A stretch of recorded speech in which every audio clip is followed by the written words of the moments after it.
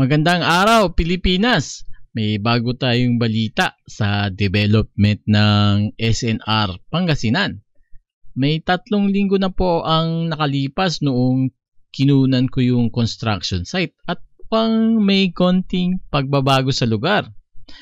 Bago sa lahat, sa mga ngayon lang makakapanood sa channel na ito at hindi alam ang bayan ng Calasiao o lalawigan ng Pangasinan, maaari niyong panoorin ang unang video tungkol sa lokasyon at konting impormasyon sa magiging bagong branch ng SNR Pangasinan. I-click lamang ang link na nasa kanan bahagi at itaas ng video na ito o kaya ito.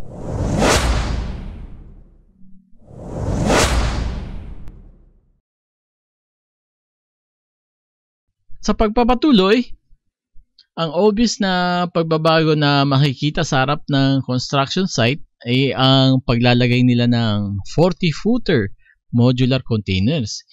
Ito ay marahil magsisilbi bilang opisina ng mga staff ng construction project at mga engineers na gagawa ng building.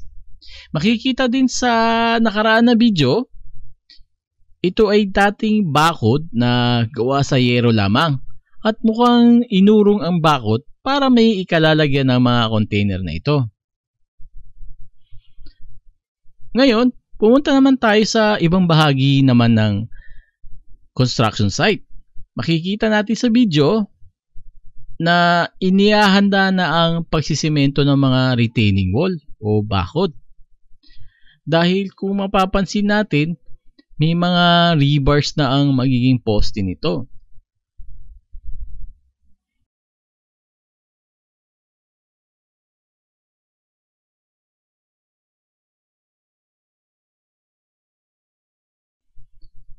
Sa panghuli, kung napansin nyo sa unang video ang kabundok na lupa sa loob ng construction site, mukhang karamihan nito ay nagamit na bilang panambak para itaas ang level ng lupa at maging kapantay sa kalsada o masigip pa.